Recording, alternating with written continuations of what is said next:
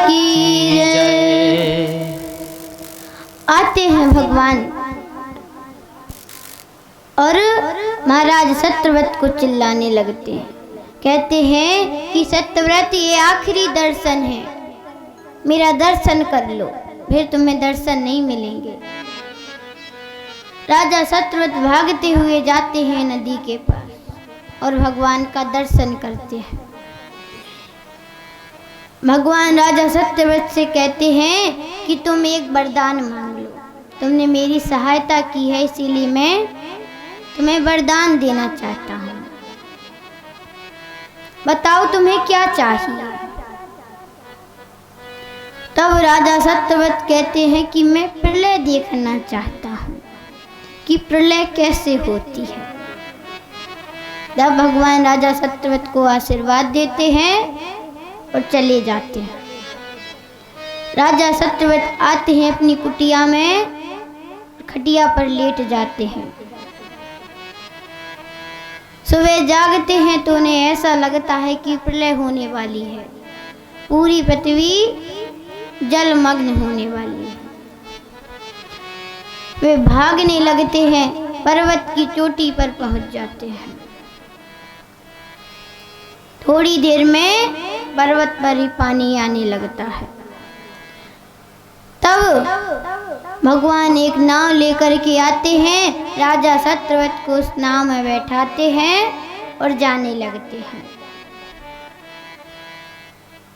राजा सत्यव्रत देखते हैं कि उसी पर्वत पर बरगद के पेड़ के नीचे एक बालक लेटा हुआ है। थोड़ी देर में वह डूब जाएगा और सोचने लगती अगर ये नाव मैं चला रहा होता तो उस बालक को अपनी गोद में उठा लेता। तो उस समय वह नाव उस बरगद के पेड़ के नीचे पहुंच जाती है और राजा सत्यव्रत उस बालक को गोदी में उठा लेते हैं। चेहरा देखते हैं तो कहने लगते हैं बड़ा ही सुंदर बालक है। डूब जाता जल में। उसी समय उस बालक को जमाई आती है। जैसे ही जमाई आती है तो राजा सत्यव्रत देखते हैं कि ये तो त्रिलोकी हैं, तीनों लोक के स्वामी हैं, इनके अंदर तो सब कुछ व्याप्त है। उसी समय राजा सत्यव्रत की नींद खुल जाती है और वे उठ करके बैठ जाते हैं। सोचने लगते हैं कि मैं तो स्वप्न देख रहा था। तभी वह बाल स्वरूप भगवान उनके सामने खड़े हो जाते हैं। कहते हैं कि महाराज देख लिया ना, यही तो प्रलय है। राजा सत्यव्रत बड़े प्रसन्न होते हैं, उनकी आयु पूरी होती है। फिर वे भगवान के धाम चले जाते हैं। बोले श्री मत्स्य भगवान की जय। बोलिए श्री वृंदावन बिहारी लाल की जय।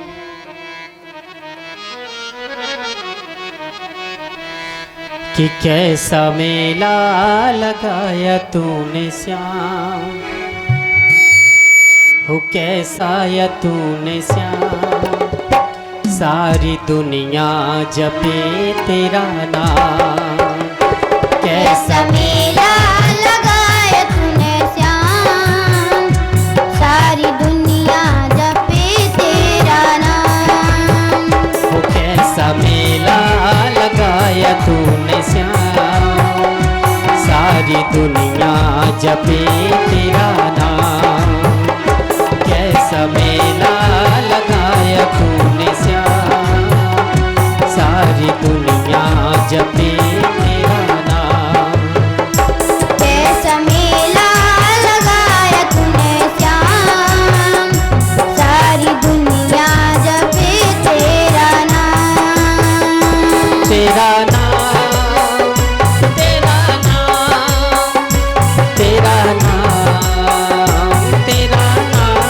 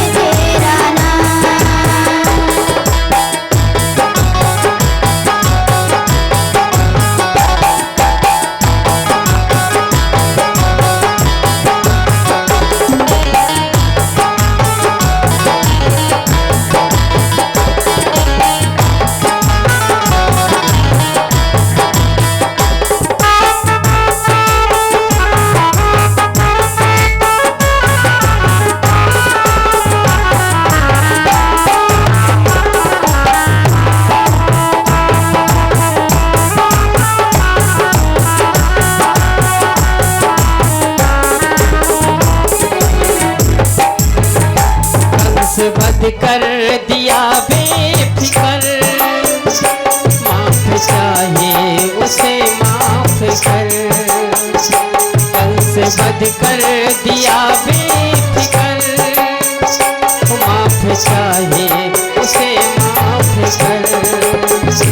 कंस वध कर दिया बेफिकर, माफ चाहे उसे माफ कर।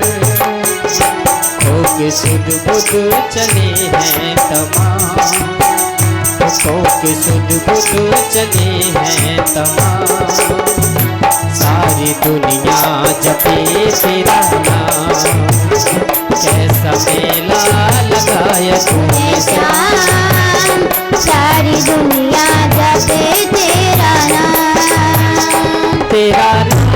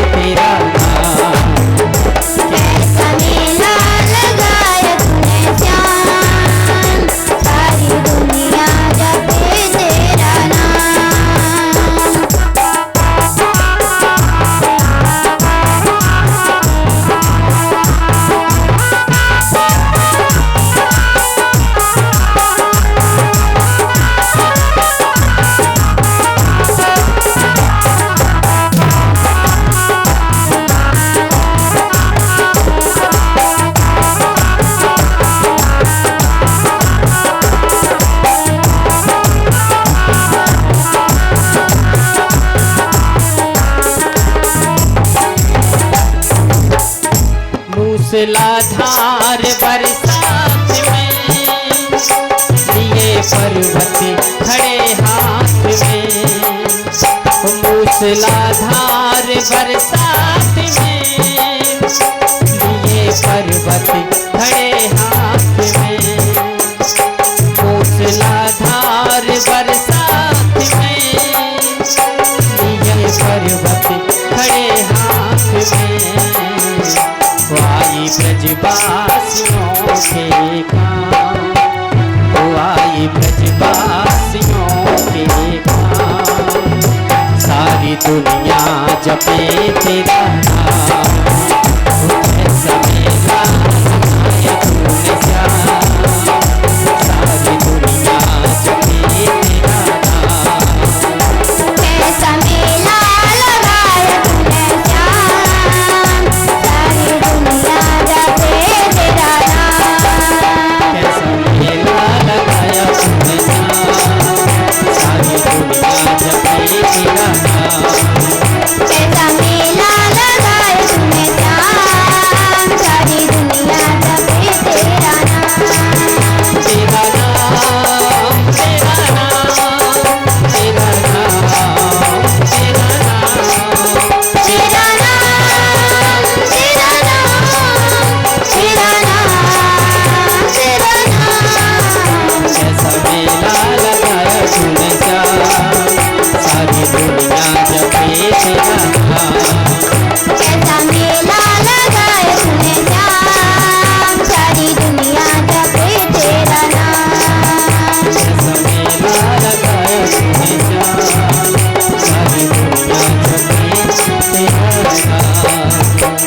बोल बाकी बिहारी लाल की जय। बोलिए श्री वृंदावन। तब राजा परीक्षित कहते हैं तो आप मुझे यही कथा सुनाइए, किसको दर्शन दिए। सुखदेव जी महाराज कहते हैं परीक्षित, अब मैं तुम्हें गज और ग्राह की कथा सुनाता हूं। एक बार गंगमादन पर्वत पर इंद्रदुम्न नाम का राजा तपस्या कर रहा था। तो वहां पर दुर्वासा ऋषि अपने शिष्यों के साथ आए। एक बार दुर्वासा ऋषि ने शंख बजाया तब भी राजा ने आंखें नहीं खोली। दूसरी बार शंख बजाया, तब भी इंद्रदुम्न नाम के राजा ने आंखें नहीं खोली। तीसरी बार शंख बजाया, तब भी आंखें नहीं खोली। अब दुर्वासा ऋषि ने आंख बंद की और देखा तो कहने लगी, ये तो इंद्रदुम्न नाम का राजा है और तपस्वियों की भांति बैठा है।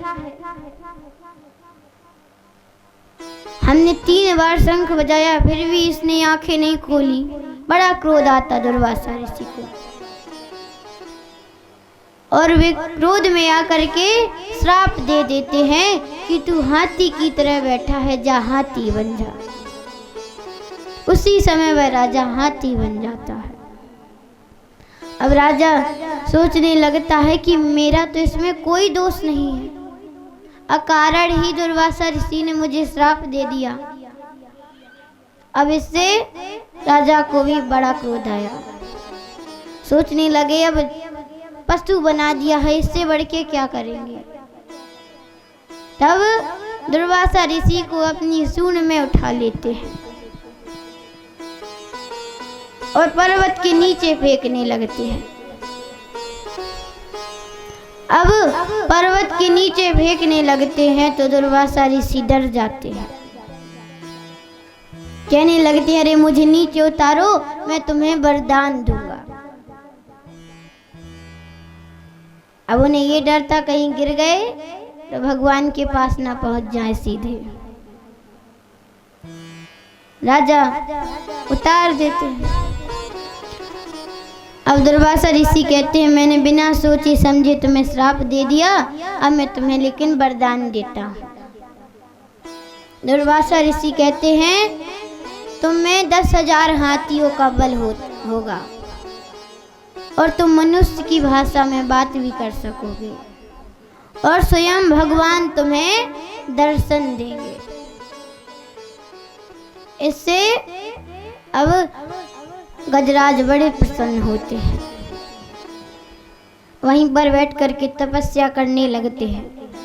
कुछ दिनों में इनका बहुत बड़ा परिवार हो जाता है, पत्नियां, बच्चे, काफी बड़ा परिवार। अब एक दिन इनके बच्चे कहते हैं कि पिताजी हमें जंगल घूमना है, हमें जंगल की सैर कराइए। तब गजराज कहते हैं, ठीक है। जंगल की सैर करने लगते हैं और सैर करते करते ये बहुत आगे निकल जाते हैं। अब बच्चों को प्यास लगती है तो गजराज से कहते हैं कि पिताजी हमें प्यास लगी है, हमें जल पिलवाइए। तब गजराज कहते हैं, ठीक है, मैं तुम्हें मृदु जल पिलवाता हूँ, चलो मेरे साथ। अब जल की खोज करने लगते हैं तो पर्वत की दूसरी तलहटी पर पहुंच जाते हैं। वहां पर एक बहुत बड़ा तालाब था। गजराज देखते हैं इसमें तो अमृत जल भरा है। जैसे ही किनारे आते हैं तो देखते हैं इसकी रखवाली यक्ष लोग कर रहे हैं, देवताओं का तालाब है। अब जैसे ही पानी पीने के लिए आगे बढ़ते हैं तो यक्ष रोक देते हैं, कहते हैं, गजराज आप यहाँ से चले जाइए, इसमें देवता स्नान करते हैं, आप इसे गंदा मत कर देना। तब गजराज कहते हैं कि जैसे जल पिया जाता है हम वैसे जल पिएंगे और चले जाएंगे। यक्ष हाँ कह देते हैं। गजराज सभी को जल पिलवाते हैं और जल के बाहर निकल आते हैं।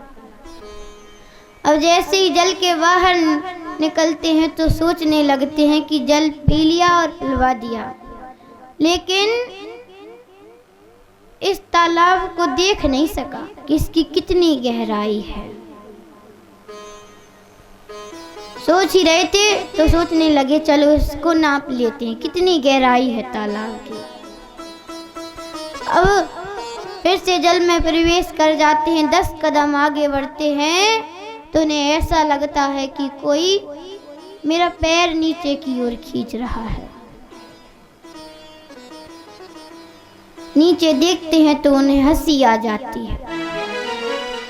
कहते हैं ये तुच्छ जीव मेरा पैर खींच रहा है, अरे मुझ में 10,000 हाथियों का बल है। एक झटका मारते हैं गजराज, लेकिन पैर नहीं छूटता। अब थोड़ा जोर लगाते हैं तब भी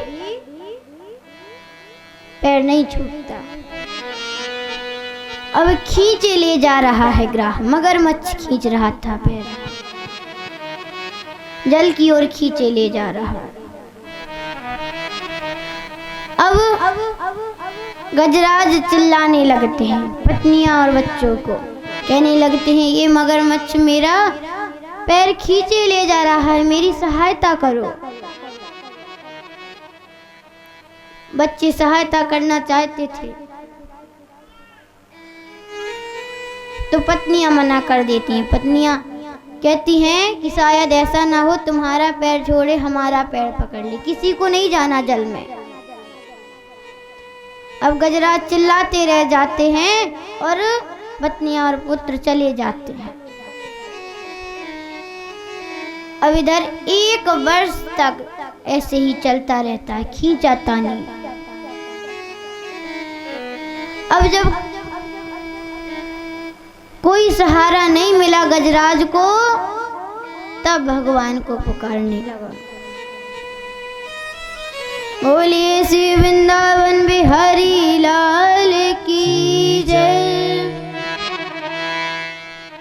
कि जल पीवन हेतु गयो सिंधु के किनारे, जल पीवन हेतु गयो सिंधु के किनारे, ग्रह पकड़ लियो गजराज आज मझधारे, ग्रह पकड़ लियो गजराज आज मझधारे।